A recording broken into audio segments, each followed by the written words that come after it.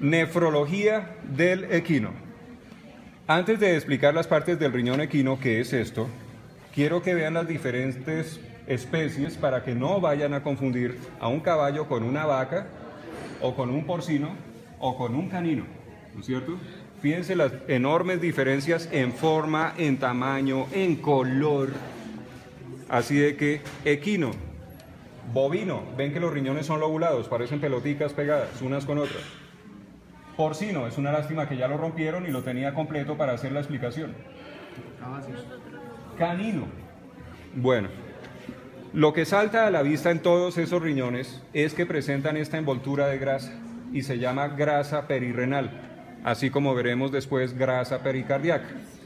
Esa grasa es fisiológica, evita el golpeteo de estas vísceras que son duras con otras vísceras vecinas porque provocaría lesión. Evitan el golpeteo de vísceras entre sí. La grasa perirrenal obviamente varía su cantidad, no interesa eso por ahora. Hemos quitado ya grasa perirrenal acá de estos riñones equinos, vamos a dejar esto por acá, este sí lo necesito. Y vamos a notar lo siguiente. Bajo la grasa perirrenal aparece una envoltura membranosa derivada del peritoneo, porque saben que el peritoneo es la serosa del abdomen, y se le llama cápsula renal. Aquí la ven, esto es la cápsula renal. Y ven cómo se despega fácilmente, ahora no es que la quiten. A nivel de necropsias, esa cápsula podemos hacer el intento de despegarla. Si desprende con facilidad es un buen síntoma en el sentido de que no había un problema crónico en el riñón, pero ya si estamos en una necropsia, pues obviamente el paciente murió. Y esa cápsula no se la vamos a despegar a un paciente vivo. Bueno, saben que hay cápsulas en glándulas específicas. ¿Vieron la cápsula de Gleason en el hígado? Esta membrana, cápsula de Gleason con doble S. Acá estoy hablando de la cápsula renal. Después de la cápsula renal, haciendo un corte frontal, ¿no es cierto? Porque estoy separando una mitad dorsal y una mitad ventral, es igual que abrir una caja, un cofre, ¿no es cierto? Esto es un corte frontal. Estamos notando en cualquier riñón que hay una zona cortical por debajo de la cápsula y una zona medular, bovino, equino. La zona cortical, fíjense, tiende a ser de un color más claro que la zona medular, que es más oscura. No importa que tan viejo sea la pieza que estamos estudiando. Zona cortical, zona medular.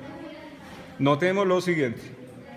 La zona medular hace unas proyecciones redondeadas y enormes que parecen como pétalos, fíjense.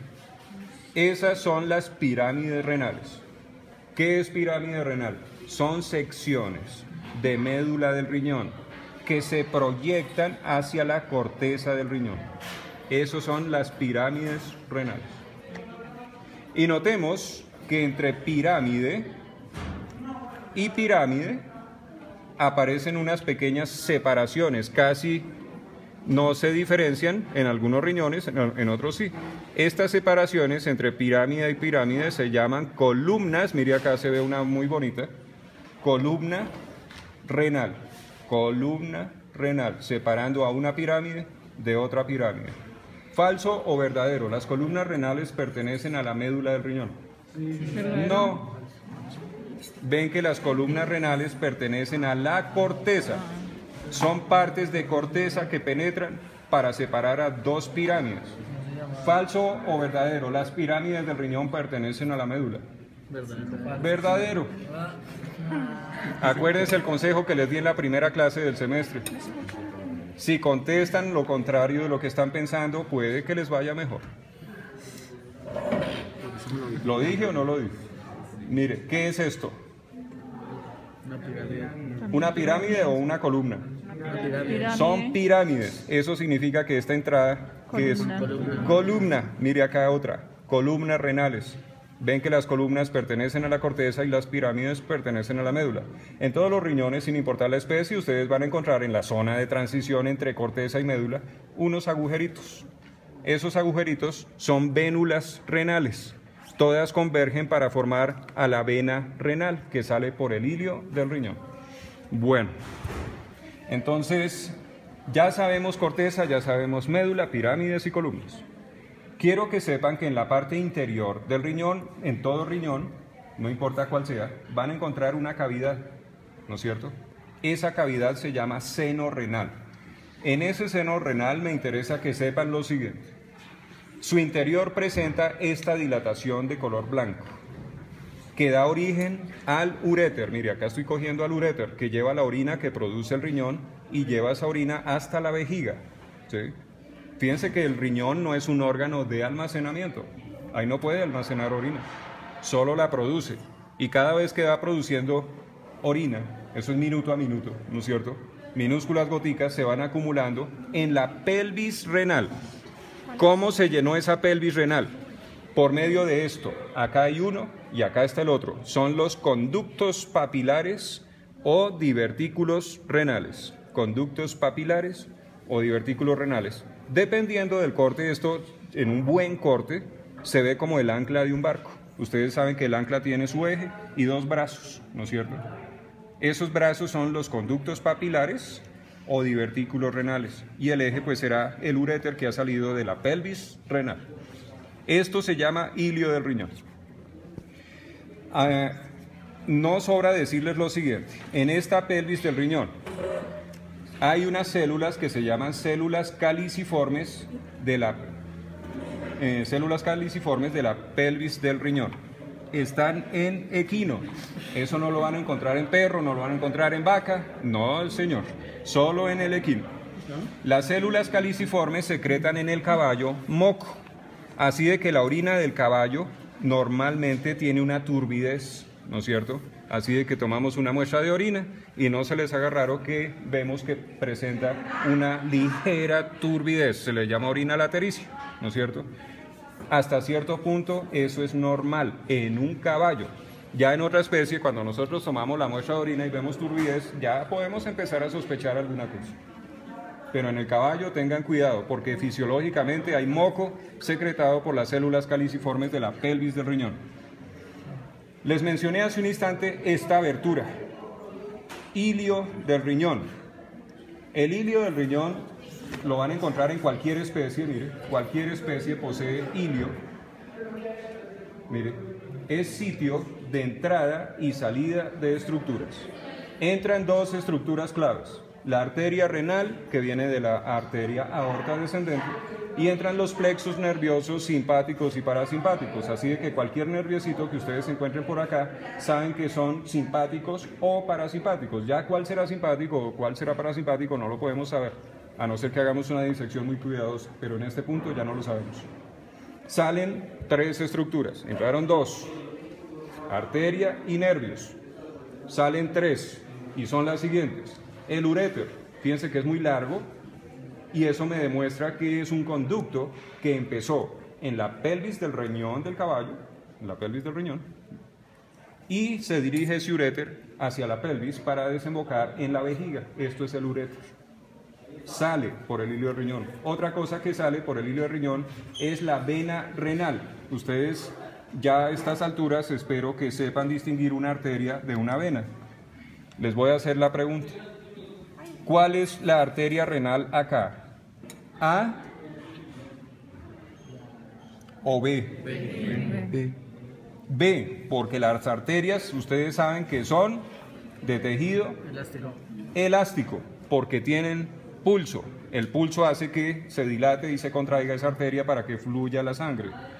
Y las venas, como ven acá, siempre traía yo una taleguita de plástico porque es igual a una bolsa de plástico. Es transparente, fibrosa, obviamente no es elástica, es más, si yo jalo se rasga, ¿no es cierto? Estas son las venas, en este caso estoy mostrando la vena renal. Ahora, algo que se me ocurre acá es que ustedes deben ser cuidadosos en distinguir la arteria del uréter. Lo primero que deben notar es lo siguiente, hay algo muy obvio acá. Arteria renal, ¿por qué? Porque mire, se abre como un arbolito para llevar suficiente sangre a todo el riñón.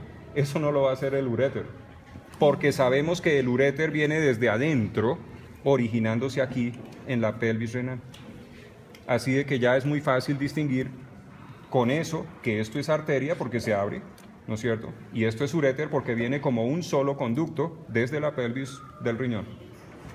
Y otra cosa que les puede servir en caso de que no vean todas estas ramificaciones arteriales es que el uréter del caballo, como siempre el caballo con sus particularidades anatómicas que no tienen las demás especies, el uréter, si yo lo abro, si le hago un corte transversal y lo abro, este ya está muy viejito, y lo abro, ven que tiene, y vea que sí se alcanza a ver, préstenme el bisturí, presenta estrías en su capa mucosa, así de que en un corte transversal se ve como una ruedita dentada. No sé si alcanzan a ver todas estas lineecitas.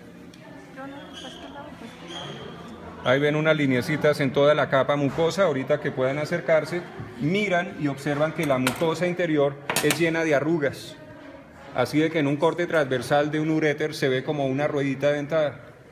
En caballo, una vaca no se ve igual. Así de que el caballo siempre nos ha facilitado el estudio de la anatomía para estudiantes principiantes, porque muestra todo muy bien y tiene particularidades que no tienen los demás.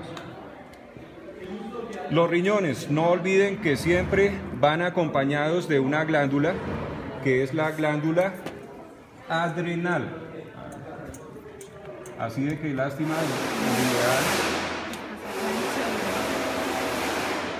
el ideal cuando se sacan los riñones es dejarles la glándula. Mire, acá está. ¿Este riñón de qué especie es? Vaca.